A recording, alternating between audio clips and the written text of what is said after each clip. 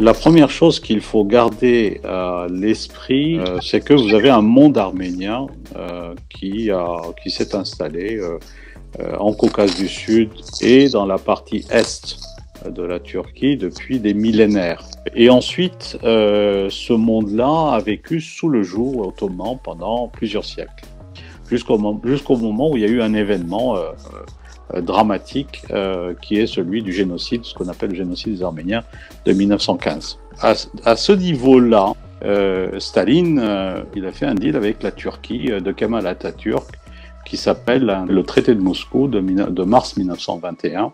Il promet, c'est vraiment une promesse, il donne un gage au traité en détachant un territoire arménien qui s'appelle le Nakhichevan de l'ensemble arménien. Le Nakhichevan qu'il promet de mettre entre les mains de l'Azerbaïdjan. Et les deux étant séparés par ce qu'on appelle la langue de Sionik, qui va vers le territoire iranien, dans lequel il va faire un deuxième détachement, qui s'appelle le détachement du Haut-Karabakh, et qu'il promet de donner à l'Azerbaïdjan. Et donc, depuis 1921, la configuration du Nakhichevan était enclavée au sein de l'Azerbaïdjan et l'ensemble azéri avait le Haut-Karabakh au sein de son territoire. Donc à la source de ce conflit, si je devais répondre à ma façon et avec ma propre vision, je dirais qu'il y a cette volonté de jonction territoriale qui a toujours existé depuis une centaine d'années de la part de l'Azerbaïdjan. Absolument désenclaver son enclave qu'on lui avait promis, qui était une terre arménienne, il ne faut pas l'oublier, qui a été détachée par une décision stalinienne de l'époque. Et deuxièmement, de refuser de donner à l'Artsakh ou au Karabakh un statut quelconque qui pouvait sortir cet ensemble territorial de l'intégrité globale du territoire azéri. La base légale d'un éventuel droit à l'autodétermination du Haut-Karabakh existe. La base juridique de l'Azerbaïdjan de se prétendre propriétaire de ce territoire a une anomalie à la base. C'est un décret d'annexion, lequel décret d'annexion a été pris en dépit de la volonté des populations locales. En détachant une entité territoriale, vous lui donnez sur le plan international une existence territoriale et un élément de fait nouveau que vous créez parce que vous détachez. Et donc, lorsque l'entité décide de ne pas vouloir se réattacher, vous lui créez son droit à l'autodétermination. Et donc, lorsque les Arméniens de l'Artsakh se sont autodéterminés par le référendum de 90, 91, je ne me rappelle plus de la date exacte, ils se sont déterminés en vertu d'une base constitutionnelle tout à fait légale.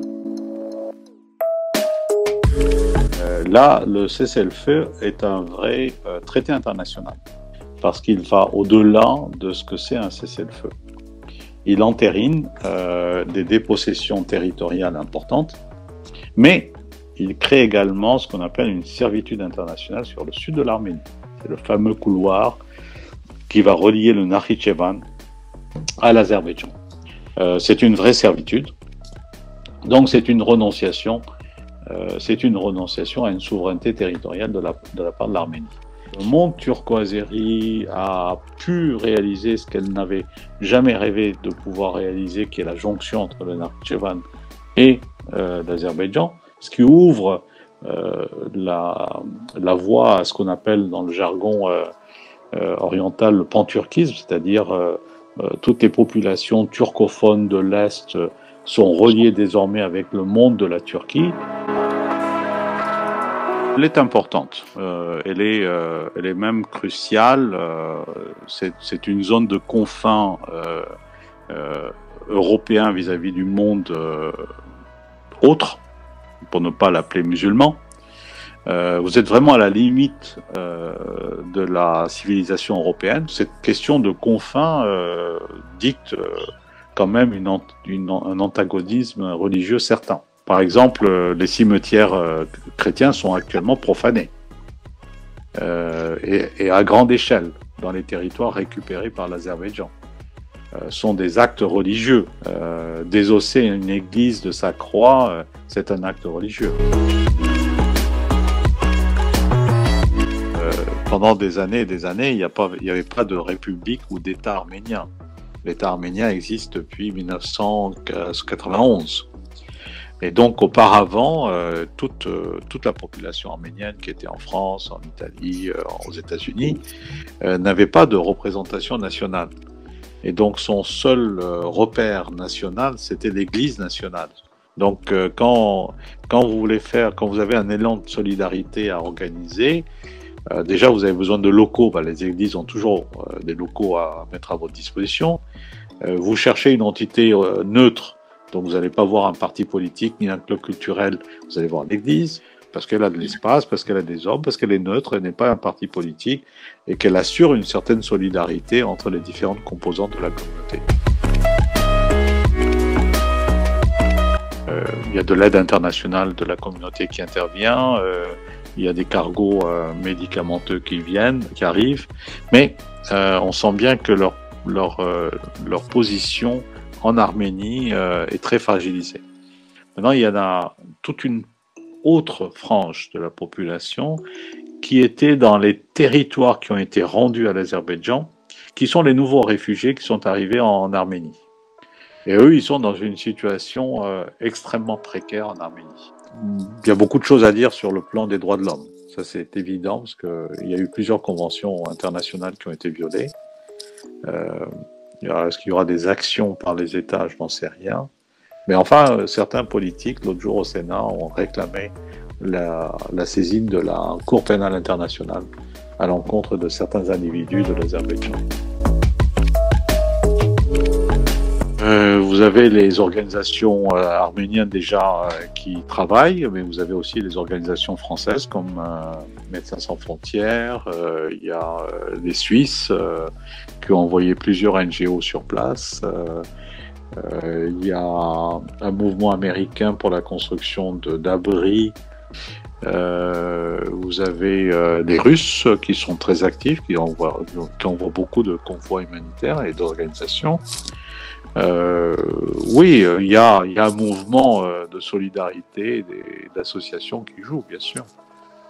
Mais la problématique que je sens, c'est pas autant cet élan de solidarité qui existera, c'est plutôt la situation politique interne avec la pandémie et la catastrophe économique qui va jouer, parce qu'un gouvernement qui a perdu, qui a été défait, devient instable. Solidarité, il y en a plein, mais la solidarité, elle peut pas remplacer un État. L'Artsakh, pour l'avoir connu et vécu sur place, a toujours été une région dominée mais jamais envahie.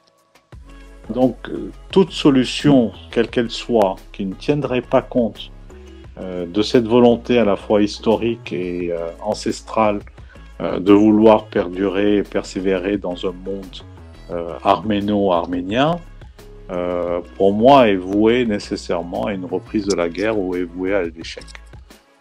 Les Arméniens ne sont pas des envahisseurs et ils ne demandent pas à faire une alliance avec l'OTAN pour, je sais pas moi, occuper la Turquie. Donc c'est plus une question de préservation. Donc cette volonté de vouloir préserver un acquis et un environnement national, c'est très difficile de l'enlever si on est encore sur place. Donc je vois pas comment à une capitulation, c'en est une évidente, une reddition, va pouvoir perdurer dans le temps ou éventuellement même être ratifiée si on ne tient pas compte de cette volonté arménienne. Vous ne pouvez pas résoudre un problème si vous ne tenez pas compte de la volonté, laquelle s'exprime nécessairement en termes d'indépendance. Donc vous êtes obligé d'aller vers une indépendance de statut, c'est-à-dire quelque chose qui vous protège. Et ce qui vous protège, c'est toujours une frontière. La protection ne sera valable que s'il y a une garantie internationale. Or, la garantie internationale, elle ne peut être donnée que par une jonction avec l'Occident. Parce que si vous ne la donnez pas avec l'Occident et vous la laissez simplement entre les mains d'un monde musulman, vous ne donnerez jamais une solution à l'angoisse existentielle d'un certain nombre de chrétiens.